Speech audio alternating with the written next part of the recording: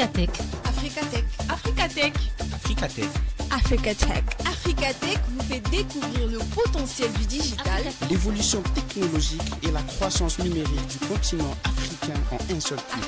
Africatech, en un seul clic. Africatech, L'émission qui s'intéresse à l'impact du numérique sur le continent africain.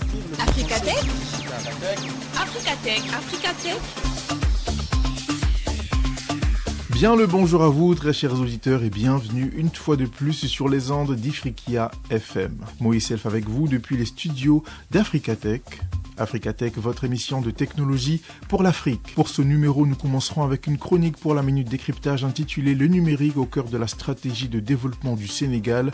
Une chronique qui sera présentée par Janicia Matondi qui explore les stratégies du Sénégal pour intégrer le numérique comme levier de développement avec des initiatives phares telles que la numérisation des services publics, l'introduction de l'intelligence artificielle dans l'éducation et le soutien aux startups grâce à des investissements massifs. Et dans la deuxième partie de cette émission, toujours dans la même lancée, nous aurons un débat virtuel que nous continuerons pour discuter de la déclaration même politique générale d'Ousmane Sonko. Nous parlerons des initiatives ambitieuses qui ont été annoncées et de leurs implications. Alors pour ce périple, je serai accompagné de Janicia Matondi qui nous vient du Gabon. Bonjour Janicia. Bonjour Moïse, bonjour à tous. Et également André Molélé du Congo-Brazzaville. Bonjour André. Bonjour à tous et bonne et heureuse année 2025. Merci beaucoup André. Maintenant, place à la minute décryptage avec Janicia. Africatech. La minute décryptage. La minute décryptage. Africatech. Analyse et commentaires sur le digital. Africatech.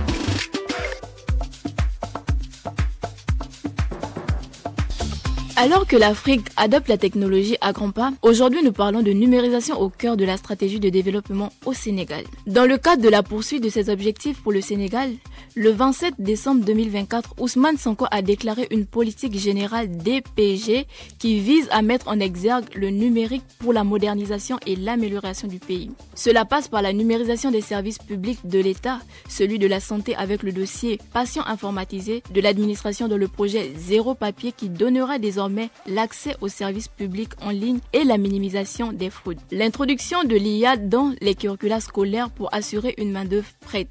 La numérisation dans la stratégie de développement du pays s'appuie d'ailleurs sur un changement dit radical, sachant que le Sénégal, bien qu'en développement, fait face à plusieurs défis importants, notamment au sein de son administration peu efficace, une économie dépendante de l'extérieur, un système éducatif qui ne répond pas forcément aux besoins du marché actuel et bien d'autres. Pour favoriser un bon développement, cette politique vise aussi à une assistance de la part du gouvernement aux startups. Industrie, chercheurs ont leur allouant des investissements pour stimuler la recherche technologique et l'innovation en matière de technologie. L'un des exemples de cette initiative est qu'un investissement qui se lève à 21 milliards de dollars prévu par le programme Sénégal 2025 sera mis à disposition en faveur de ces derniers et pour l'amélioration des infrastructures pour stimuler la croissance économique. L'initiative s'inscrit alors pour le pays comme une réponse à son développement, car elle met en place des fondements dans divers secteurs majeurs qui pourront mener à bâtir une économie souveraine et s'inscrire comme hub technologique en Afrique de l'Ouest et peut-être bien plus dans l'entièreté de l'Afrique. Aussi percutant qu'il soit, la réalisation de ces objectifs reste quand même une tâche qui nécessite des efforts significatifs de la part du gouvernement, surtout sur le plan financier pour arriver à ses fins. C'était Matondi Janicia pour la minute décryptage. Merci. Africatech. La minute décryptage. La minute décryptage. Africatech. Analyse et commentaires sur le digital. Africatech. Merci beaucoup Janicia. Très chers auditeurs, ce sera tout pour la minute décryptage. On se dit à tout de suite pour le débat virtuel. Africatech. Le débat virtuel. Le débat virtuel. Un regard sur l'avenir du continent Africatech. Un regard sur l'avenir du continent africain. Africatech.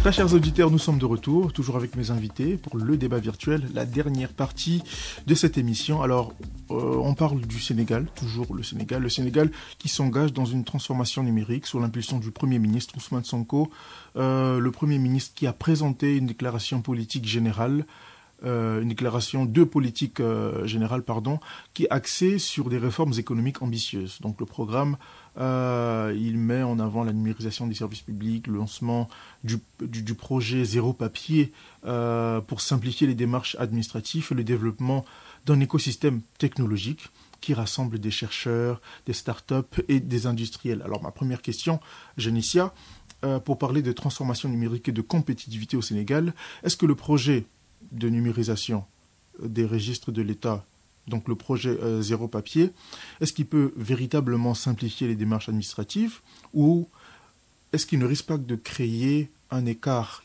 Est-ce qu'il ne va pas agrandir l'écart qu'il existe déjà entre les personnes qui ont accès à la technologie et non? Oui, déjà, je pense que le projet de numérisation des registres de l'État du programme Zéro Papier va véritablement simplifier les démarches administratives, sachant déjà qu'au Sénégal, les démarches administratives peuvent être parfois lourdes et complexes et difficiles d'accès pour certains. Et donc, le Sénégal dispose déjà même, il faut le dire, d'une plateforme de régulation et un service d'information en ligne pour faciliter les démarches aux entrepreneurs et aux investisseurs. Et pour revenir sur la question, donc, cela va faciliter à suivre les actions des agents en limitant déjà les erreurs humaines. Et cela va donner une réduction des délais de traitement. Donc, le facteur temps sera quand même limité parce que les démarches s'étendent souvent sur plusieurs jours, plusieurs mois.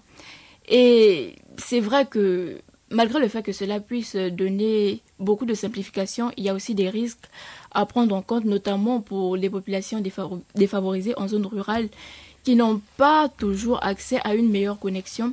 Et donc, ces personnes défavorisées qui n'ont pas des moyens et compétences nécessaires pour utiliser ces outils ne seront pas au même niveau que ceux dans les zones urbaines. En métropole, en zone urbaine, oui.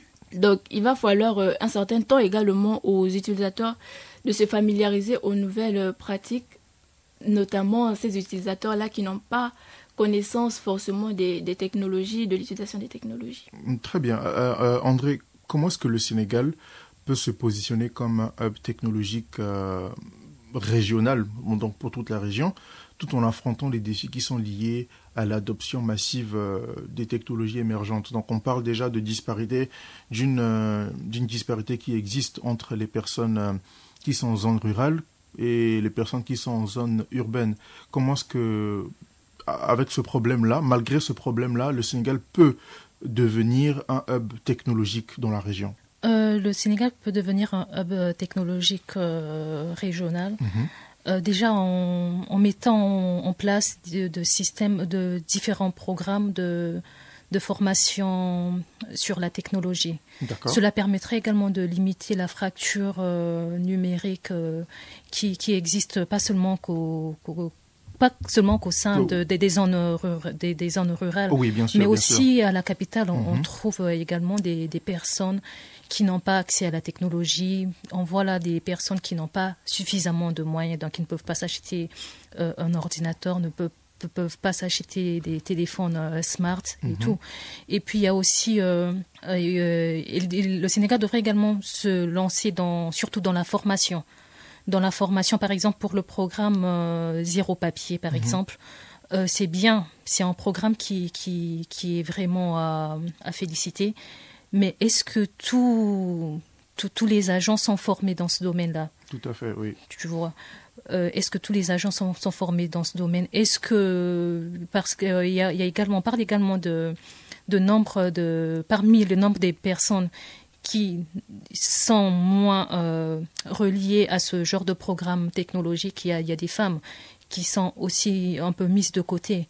Parce que c'est bien vrai, on dit qu'aujourd'hui, il y a des femmes qui se forment ou bien qui cherchent à se former dans ce domaine, mais elles ne sont pas nombreuses. Oui. Si bien que si l'on fouille dans certains rapports au niveau du Sénégal, on voit bien qu'il y a toujours le nombre des femmes est toujours en baisse, oui. toujours en baisse contrairement aux hommes. Donc il y a également les personnes âgées aussi. Parce que dans l'administration sénégalaise, quand on parle de l'administration sénégalaise aujourd'hui, on ne voit pas que les jeunes qui s'intéressent, qui eux poursuivent avec des formations en technologie et tout. Il y a des personnes âgées aussi, qui ont débuté le travail par exemple en 1995. Ce ne sont pas eux tous, ou bien qui ont débuté par exemple en 1968 et qui sont encore en fonction. Eux, par exemple, ils ne maîtrisent pas tous la technologie. Oui. Il faudrait également aussi former les anciens agents dans ces domaines de technologie. Du coup, ça fait penser à une question. Janicia, est-ce que, compte tenu des réalités locales, le développement d'un écosystème autour de l'intelligence artificielle et de la cybersécurité est réaliste pour le Sénégal? Oui, je crois que le développement d'un écosystème autour de l'intelligence artificielle et de la cybersécurité pourrait être réaliste au Sénégal. Déjà, le Sénégal dispose de nombreuses startups et ces startups-là donnent déjà l'accès à plusieurs innovations. Ces startups qui attirent beaucoup d'investisseurs au sein du pays pourraient aider à placer le Sénégal dans la totalité de son développement. Et non seulement ça, le Sénégal, en ce moment, a déjà des partenariats, non seulement avec Google, mais également avec Nvidia, qui pourraient l'aider à mieux encore se placer pour ce développement-là. On a également la stratégie Sénégal 2025 qui met l'accent sur le développement des compétences numériques locales, comme elle parlait tout à l'heure.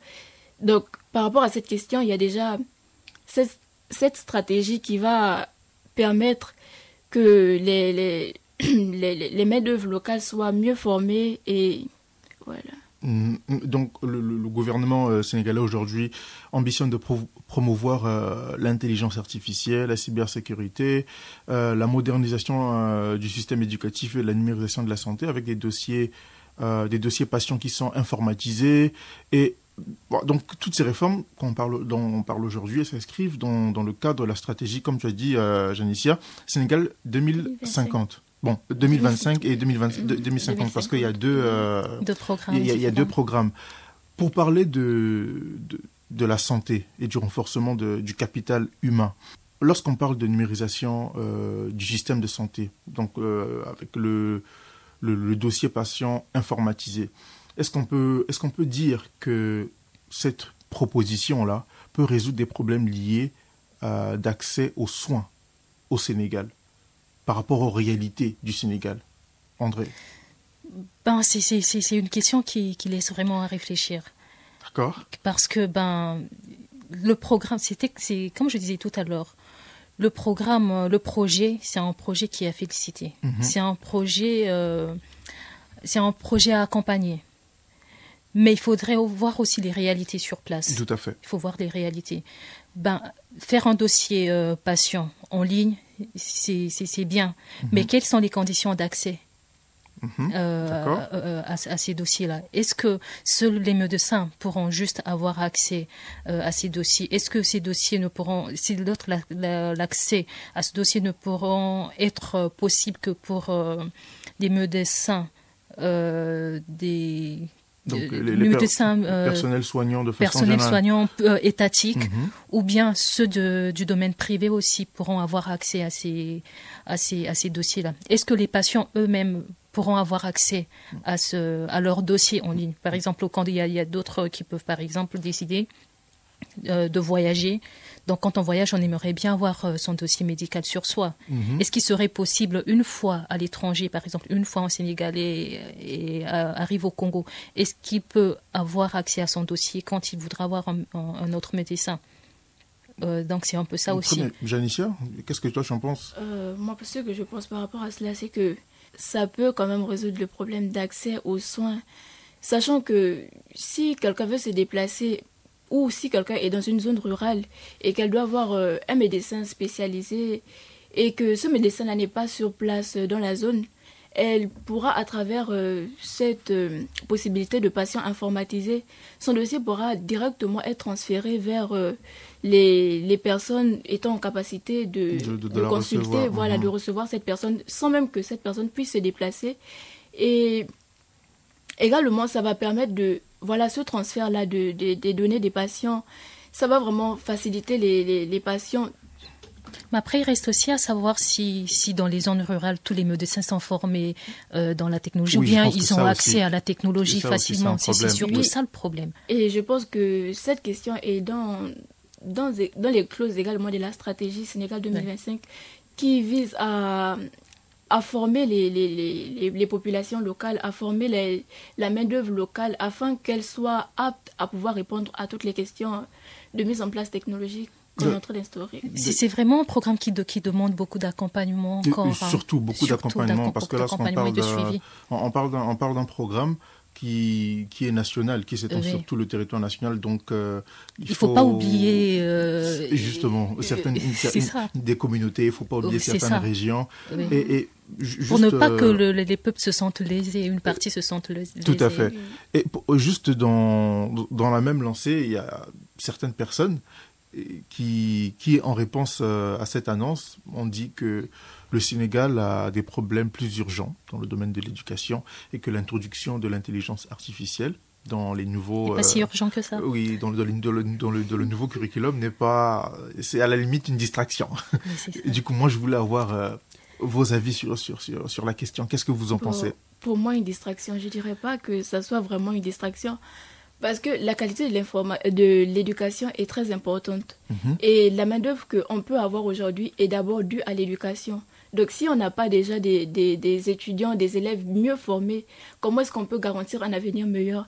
Et donc, cette introduction de la technologie, sachant que le monde est en train vraiment d'avancer technologiquement, on doit donc avoir cette possibilité-là déjà au Sénégal que les élèves soient instruits, soient déjà familiarisés avec la technologie pour pouvoir être une main-d'œuvre solide de demain, une main-d'œuvre déjà prête de demain, parce que c'est pas lorsque ils vont finir leurs études que voilà, ils vont commencer à se poser la question sur la technologie, qu'est-ce que c'est le numérique? Non, c'est dès maintenant qu'ils doivent commencer à s'imprégner de ces choses-là. Et donc, pour moi, vraiment, je pense pas que ça soit une distraction, mais plutôt une réponse également à la qualité des instructions dans les établissements. Une bonne réponse, donc. Quelque part, une bonne réponse. D'accord, André, qu'est-ce que toi tu en penses?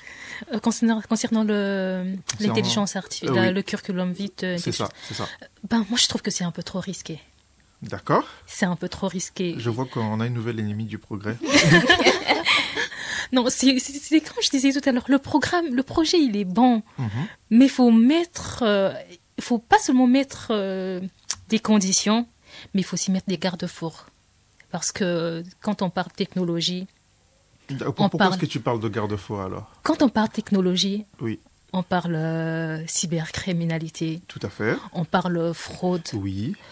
Quand on ajoute encore intelligence artificielle, tout le monde pourra se créer un curriculum vitae. Mais après, est-ce que s'il faut intégrer l'intelligence artificielle dans le curriculum vitae, est-ce qu'il y a un programme de suivi pour connaître des vrais profils? D'accord. Ok. En tout cas, il faut se poser de bonnes questions. D'accord. Sinon, tout le monde pourra se créer un curriculum vitae. Tout à fait. Je pense que tu as raison.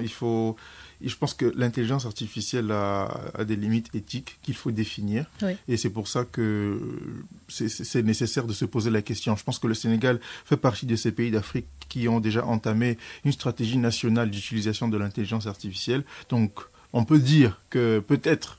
Je pense, en tout cas, à mon avis, qu'ils sont sur la bonne lancée. Sinon, on ne dit pas que c'est pas possible. C'est possible, mais il faut savoir s'y prendre. Certainement. Alors, ma dernière question pour vous, c'est, je vais la poser à toi, Janicia, c'est de savoir dans quelle mesure est-ce que la stratégie New Deal Technology, qui était annoncée pour janvier 2025, pourrait-elle concilier l'ambition technologique et l'inclusion sociale? La stratégie New Deal technologique, c'est déjà une stratégie qui regroupe d'énormes opportunités. Et c'est une stratégie qui vise d'ailleurs à transformer le pays en un leader du numérique en Afrique. Et également, cette stratégie a une vision de démocratiser l'Internet.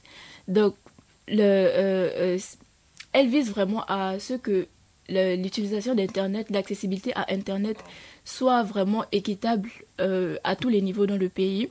Voilà, ces partenariats aussi qu'elle a déjà avec Google, Nvidia, comme je disais tout à l'heure, ces partenariats-là vont vraiment aider à à mieux encore rendre solides ces infrastructures, améliorer même ces infrastructures, parce que c'est vrai qu'il n'y a pas des infrastructures encore assez solides. Et donc ces partenariats-là vont venir en aide, parce que ils ne sont pas là juste pour donner des directives, mais également, il y aura, je pense, vraiment des compétences qui seront apportées, des ajouts en plus. Qui vont améliorer la société de façon générale. Oui. D'accord. Surtout qu'il inclut également le programme, il inclut également la création d'un guichet unique pour les démarches administratives. Donc, ça ne peut qu'être un point positif. Très bien. Peut-être un dernier mot pour la fin. André, tu veux commencer? Un dernier mot pour la fin par rapport à Qu'est-ce que tu penses? Quelque chose que tu vas dire, peut-être un mot peut-être pour le peuple sénégalais.